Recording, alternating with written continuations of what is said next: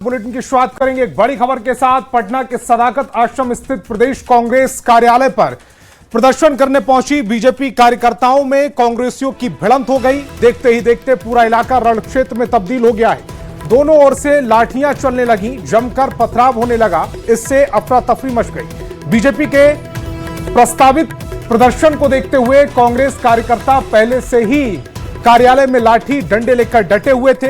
प्रदेश अध्यक्ष राजेश श्याम समेत कई नेता वहां मौजूद थे। दोनों ओर से लाठी डंडे और पथराव हुआ है। एक्सक्लूसिव तस्वीरें इस समय न्यूज 18 बिहार झारखंड पर देख पा रहे हैं आप। भिड़ंत की दो तस्वीरें। बीजेपी एक तरफ कांग्रेस के दफ्तर के बाहर ये प्रदर्शन कर रही है, तो कांग्रेस भी इस प्रदर्शन को लेकर तैयार थी। वहां भी लाठी डंडे पहले से रखे हुए थे। राजेश श्याम के नेतृत्व में यह प्रदर्शन कांग्रेस इसको लेकर तैयार थी। 3 कैमरों से पूरी तस्वीर को समझाने की कोशिश करते हैं। पहले तस्वीर में आपको नजर आ रहे होंगे बीजेपी के झंडे, यानी कि बीजेपी सदाकत आश्रम के बाहर यह प्रदर्शन कर रही है। कैमरा नंबर 2 ये देखिए, लोगों के हाथ में डंडे हैं, लाठी है। और तीसरी तस्वीर बीजेपी का यह प्रदर्शन है वो अपने चरम पर है। शैलेंद्र मेरे सहयोगी ज्यादा जानकारी के साथ फोन लाइन पर जुड़ रहे हैं, माफ कीजिएगा लाइव जुड़ रहे हैं, सीधे हमारे साथ जुड़ रहे हैं। शैलेंद्र, फिलहाल क्या स्थिति है वहां पर? चूंकि खबर यह भी आ रही है कि कांग्रेस इस प्रदर्शन को लेकर पहले से तैयार थी, लाठी डंडे उन्होंने भी रख रखे हैं। हाँ बिल्कुल, देखिए जो सदाकत आश्रम के पास जो प्रदर्शन हो रहा था वो प्रदर्शन अब समाप्त हो चुका है। हालांकि दोनों तरफ से जमकर लाठी डंडे बरसाए गए, दोनों तरफ से पत्थरबाजी हुई। हालांकि बीजेपी ने पहले से कहा था कि प्रोटेस्ट करेंगे और कांग्रेस के लोग भी वहां बड़ी संख्या में तैनात थे। और यहां अब उसके बाद हम दूसरी तस्वीर दिखा रहे हैं। ये सर्कुलर रोड है और हमारे ठीक दाहिनी ओर उप मुख्यमंत्री का आवास है और बाईं ओर लगभग 100 से 150 मीटर की दूरी पर मुख्यमंत्री का आवास है और पीछे पूर्व मुख्यमंत्री नीतीश कुमार का आवास है। और इस इलाके में जो प्रदर्शन किया जा रहा है उसकी हम तस्वीर दिखा रहे हैं कि किस तरीके से ये जो पूरा इलाका है ये रण क्षेत्र में तब्दील हो चुका था। ये पूरा जो इलाका है, यहाँ पर बड़ी संख्या में जो छात्र थे वो पहुंच चुके थे। ऐसा संगठन से थे, कई अलग अलग छात्र संगठन के जो छात्र हैं वो यहाँ पर पहुंच चुके थे। और शायद ये पहला लंबे समय के बाद ऐसा मौका हुआ होगा कि इस वीवीआईपी इलाके में, जो इलाका जहां पर मुख्यमंत्री का आवास हो, उस इलाके में जो प्रदर्शनकारी है वो पहुंच जाते हैं। और ये तस्वीर देखिए, बड़ी संख्या में यहाँ पर पुलिस की तैनाती कर दी गई है, लेकिन यहाँ पर जो प्रदर्शनकारी हैं वो उग्र होकर के यहाँ पर पहुंचे। और अभी भी सड़कों की हम तस्वीर दिखाएंगे कि किस तरीके से सड़कों पर ईंट और पत्थर गिरे हुए हैं। और अभी भी बेली रोड, जहाँ से यहाँ कनेक्ट होता है, बेली रोड पर इस वक्त प्रदर्शन जारी है। बड़ी संख्या में जो पुलिसकर्मी हैं बेली रोड पर हैं और दूसरी ओर जो छात्र हैं, जो संगठन के लोग हैं, वो लोग भी यहाँ पर प्रदर्शन कर रहे हैं। और देखिए जो स्थिति है, कई पुलिसकर्मी घायल हैं। ये सड़कों की तस्वीर दिखा रहे हैं तब कि किस तरीके से यहाँ पर चीजें चल रही हैं। और ये देखिए पुलिसकर्मी जा रहे हैं, देखिए किस तरीके से इनके सर में चोट लगी है।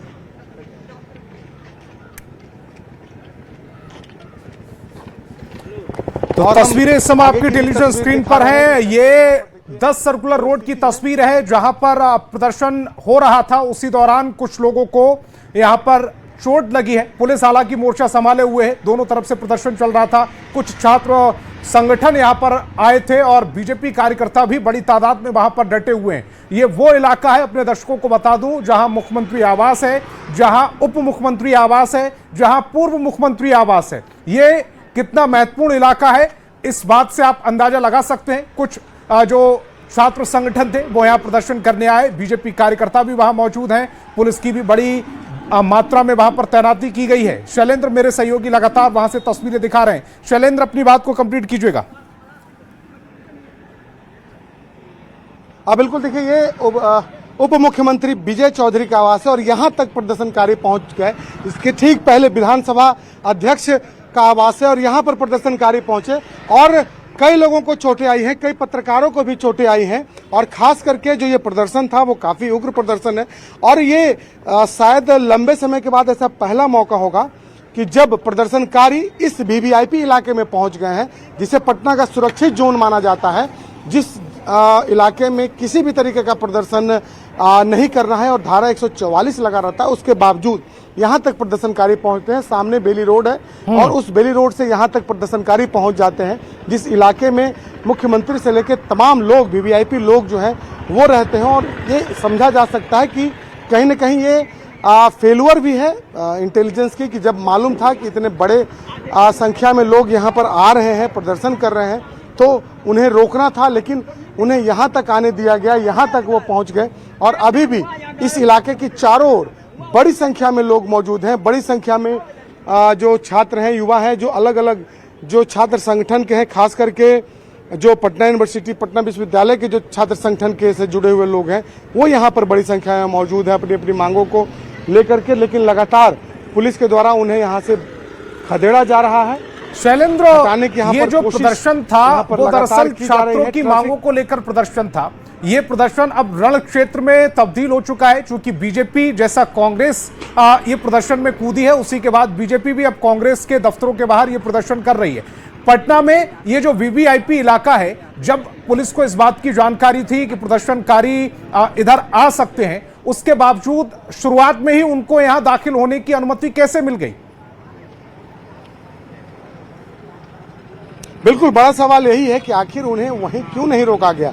गांधी मैदान से जब वो आगे बढ़े तो डाक बंगला आता है, डाक बंगला के बाद इनकम टैक्स गोलंबर है, इनकम टैक्स गोलंबर के बाद जो पुराना हड़ताली मोड़ जिसे कहा जाता है, वहां तक भी पुलिस रोक सकती थी, लेकिन वहां पर भी इन्हें नहीं रोका गया।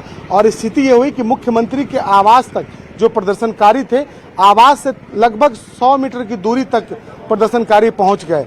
तो सवाल ये उठता है कि पटना में इसके पहले इस तरीके की तस्वीर कभी नहीं देखी गई कि कोई भी प्रदर्शनकारी मुख्यमंत्री के आवास तक पहुंच जाए, उप मुख्यमंत्री के आवास तक पहुंच जाए, और वो भी इतनी बड़ी संख्या में, और इस तरीके से सड़कों पर चीजें हों। ये शायद पहली दफा इस तरीके से चीजें दिखी है। और कहीं न कहीं जो पहले से जो जब जानकारी थी सब लोगों को, तो पहले इन्हें क्यों नहीं रोका गया। और नतीजा ये हुआ कि जो सड़क है वो कहीं न कहीं रण क्षेत्र में तब्दील नजर आ रहा है। एक और सियासी रण क्षेत्र जहां कांग्रेस और भारतीय जनता पार्टी के नेता एक दूसरे पर हमलावर नजर आ रहे हैं, डंडे, ईंट, पत्थर लेकर के, तो दूसरी ओर सड़कों पर उनके अलग अलग समर्थन में जो छात्र, और सवाल यही उठ रहा है शैलेंद्र, जब ये मुद्दा छात्रों के मुद्दे को लेकर ये प्रदर्शन हो रहा था, उसमें से छात्रों के मुद्दे क्यों गौण है, इस पर राजनीति क्यों होने लगी है? आप मेरे साथ जुड़े, आपका बहुत बहुत शुक्रिया।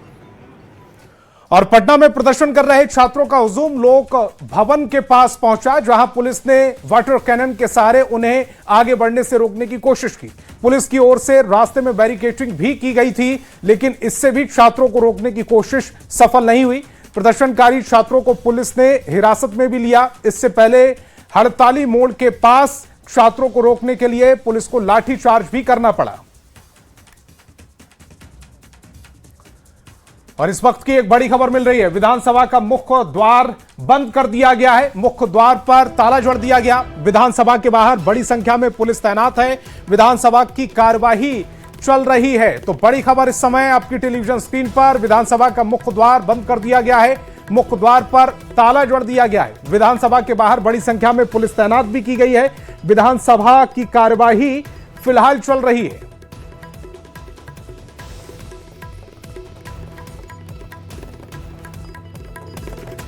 और रवि एस नारायण मेरे सहयोगी ज्यादा जानकारी के साथ मुझे ज्वाइन कर रहे हैं। रवि एस नारायण, एक और बड़ा जो अपडेट आ रहा है, विधानसभा में ताला जोड़ दिया गया है, कार्रवाई अंदर चल रही है, बाहर ताला, बड़ी संख्या में पुलिस बल की तैनाती।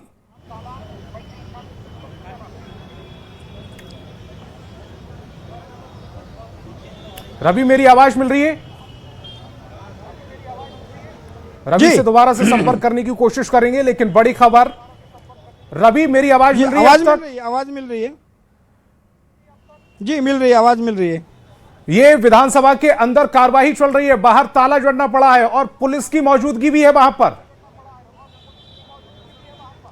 जी बिल्कुल, देखिए, और विधानसभा के कार्रवाई चलते हुए ये बहुत ऐसे कम मौके आए हैं जहां पे विधानसभा में जो है वो मुख्य गेट को बंद करना पड़ा है। और जिस तरीके से छात्रों का जो आंदोलन है, छात्रों का आंदोलन को देखते हुए एहतियातन जो है वो यहाँ पर आपको दिखाते हैं कि ये देखिए मुख्य द्वार है, और मुख्य द्वार पर यहाँ पे ताला जो है वो जड़ दिया गया है। और यहाँ पे बाहर में जो है वो यहाँ पे बड़े संख्या में जो पुलिस बल है वो तैनात कर दिए गए हैं और साथ साथ वाटर कैनन जो है वो भी यहाँ पे लगाए गए हैं। सबसे खास बात है कि यहाँ पे विधानसभा की जो कार्रवाई है फिलहाल चल रही है, विधानसभा और विधान परिषद दोनों की कार्रवाई चल रही है। तमाम जो विधायक हैं, तमाम मंत्री जो हैं वो विधानसभा के अंदर मौजूद हैं और जिस तरीके से छात्र यहाँ पे गांधी मैदान से लेकर के पहले बैरिकेडिंग तोड़ते हुए डाक बंगला चौराहा पहुँचे, फिर इनकम टैक्स पहुँचे और उसके बाद तमाम सुरक्षा को धत्ता बताते हुए ये तमाम जो छात्र हैं वो मुख्यमंत्री आवास के नज़दीक तक पहुंच गए हैं। लगातार जो है पुलिस रोकने की कोशिश कर रही है, लेकिन ठीक मुख्यमंत्री आवास के थोड़े ही दूर जो है वहीं पे यहाँ पे विधानसभा है और यहाँ पे विधानसभा की कार्रवाई जो भंग ना हो, किसी ढंग से खलल ना पड़े, इसे देखते हुए एहतियातन जो है वो विधानसभा का मुख्य गेट बंद कर दिया गया है। आपको बताते हैं कि देखिए, जहाँ से आप अगर सड़क से मुख्य द्वार तक आएंगे तो सबसे पहले जो है ये एक बड़ा सा मुख्य द्वार है जिसमें ये ताले जड़े गए हैं, लेकिन इसके बाद आप अगर विधानसभा को अगर पूरी संरचना आकर आपको दिखाएं तो विधानसभा का जो मुख्य भवन है उसके पास जो है वहाँ पे एक और जो गेट है वो भी वहाँ पे उसको भी बंद कर दिया गया है। तो दोनों गेट जो हैं वहाँ पे बंद किए गए हैं और फिलहाल किसी के भी बाहर या अंदर आने की या अंदर से बाहर जाने की इजाज़त नहीं है। कई जो विधायक हैं जो जाना चाहते थे वो यहाँ काफ़ी देर तक खड़े रहे। उनका कहना है कि सुरक्षा की दृष्टि से फिलहाल जो है वो मुख्य द्वार को बंद किया गया है। तो ये हालात जो है एहतियातन यहाँ पे लिया गया है और सबसे खास बात यह है कि विधानसभा की जो कार्रवाई है फिलहाल चल रही है और तमाम जो गण्यमान्य हैं, तमाम जो विधायक हैं, मंत्री हैं, सभी लोग जो हैं वो यहाँ पे मौजूद हैं। तो यहाँ पे देखिए कैंपस के अंदर बड़े संख्या में पुलिस बल जो है वो मौजूद है और बाहर में जो है अर्धसैनिक बल जो है उसको तैनात किया गया है और ताकि यहाँ पे हम आपको लगातार तस्वीरें जो हैं वो दिखा रहे हैं कि किस कदर जो है वो यहाँ से सुरक्षा को लेकर के जो है वो व्यापक यहाँ पे तैयारियाँ की गई हैं और मैं पूरी तस्वीर दिखाने की कोशिश जो है वो कर रहा हूँ। ये ज़रा देखिए कि किस तरीके से जो है पुलिस बल यहाँ पे तैनात किए गए हैं और चारों तरफ से जो है बांस बल्लियों से भी इसे घेर दिया गया है ताकि किसी भी तरीके से जो है यहाँ पर छात्र जो है अंदर नहीं पहुँच सके। तो ये एसएसबी के जो जवान हैं वो भी यहाँ पे तैनात किए गए हैं।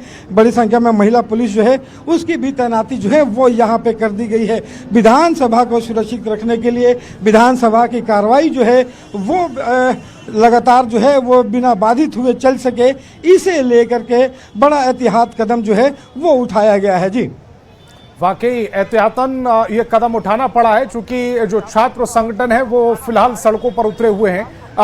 जब छात्रों से बातचीत करने की कोशिश की गई, क्या उन्होंने अपना इस तरह का कोई प्लान बनाया कि विधानसभा तक उन्हें पहुंचना है या चूंकि वो अचानक से ना पहुंच जाएं इसको लेकर ये तैयारी की गई है?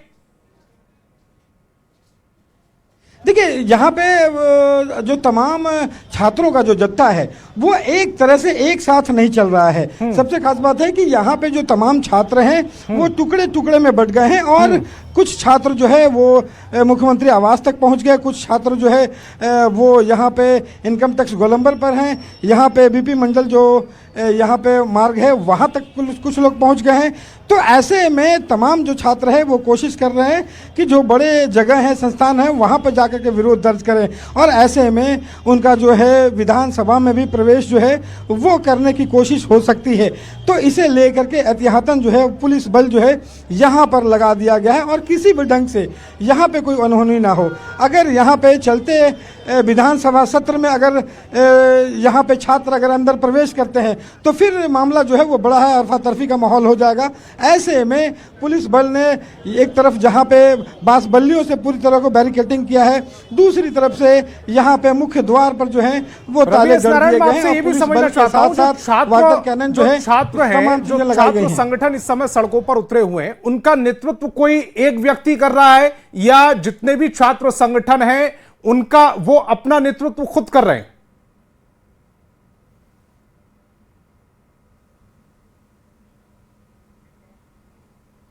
रवि, मेरी आवाज मिल रही है? किसी मुद्दे को लेकर के जब कोई छात्र संगठन आता है तो कोई ना कोई नेतृत्व करता है, और नेतृत्व करने के बाद जो है तमाम अधिकारी जो हैं वो उनकी बात सुनते हैं, आला अधिकारियों से मुलाकात होती है, उम्मीद यही कर रहे हैं कि ये बातचीत से पूरा मामला हल हो जाए। रवि एस नारायण, आप मेरे साथ जुड़े, आपका बहुत बहुत शुक्रिया। इसी बीच एक बड़ी खबर मिल रही है, नीट पेपर लीक मामले को लेकर पटना में आज ऑल इंडिया स्टूडेंट्स एसोसिएशन यानी कि AISA, जिसे हम आशा के नाम भी कहते हैं, उनके कार्यकर्ताओं ने लोक भवन मार्च निकाला। प्रदर्शन के दौरान हालात उस समय तनावपूर्ण हो गया जब मार्च को रोकने के लिए पुलिस और प्रदर्शनकारियों के बीच में तीखी नोकझोंक हुई। देखते ही देखते स्थिति बिगड़ गई और दोनों पक्षों के बीच धक्का मुक्की शुरू हो गई। प्रदर्शनकारियों का आरोप है कि पुलिस ने उन्हें आगे बढ़ने से रोकने के लिए लाठीचार्ज किया और वाटर कैनन का इस्तेमाल किया। वहीं पुलिस का कहना है कि प्रदर्शनकारियों ने बैरिकेडिंग तोड़ने और सुरक्षा व्यवस्था भंग करने की कोशिश की, जिसके बाद भीड़ को नियंत्रित करने के लिए आवश्यक कदम उठाए गए। प्रदर्शन के दौरान छात्रों ने सरकार के खिलाफ जमकर नारेबाजी की और परीक्षा प्रणाली में लगातार हो रही गड़बड़ियों पर सवाल उठाए। पटना में प्रदर्शन के दौरान पटना IG की स्क्वाड पर भी हमला हुआ, गाड़ी का शीशा तोड़ा। हमले के दौरान अंदर पुलिस वालों की मौजूदगी भी थी। तस्वीर आपकी टेलीविजन स्क्रीन पर है। जो पुलिसकर्मी इस पूरे हमले में घायल हुए हैं उनकी तस्वीर इस समय देख पा रहे हैं। वर्दी पहना हुआ शख्स अगर जमीन पर लेटा है, खून के धब्बे वर्दी पर गिरे हुए हैं, माथा फटा हुआ है। ये तस्वीर अपने आप चिंताजनक है। मांग अपना रखना लोकतंत्र में सबका अधिकार है, लेकिन जो लोग इस पूरे प्रोटेस्ट को कवर कर रहे हैं, जो प्रोटेक्शन दे रहे हैं, उन लोगों को के साथ इस तरह का जो दुर्व्यवहार हो रहा है वो भी अपने आप कई सवाल खड़े कर रहा है। नहीं तो संभव है तो पोस्ट में लेके वहाँ चलना पड़ेगा। के द्वारा आज पेपर लीक के विरोध में और दिल्ली के जंतर मंतर में हुए लाठी के विरोध में आज आक्रोश बाहर था। लोक भवन उनको जाना था और ये स्थिति है, आपको दिखाएं सेफ्टी गवर्नर की स्थिति है। काफी संख्या में छात्र हैं वो यहाँ से निकलने के लिए यहाँ पे घोषणा का प्रदर्शन कर रहे हैं और भीड़ से रोकने का प्रयास कर। देख सकते हैं किस तरह से स्थिति जो है।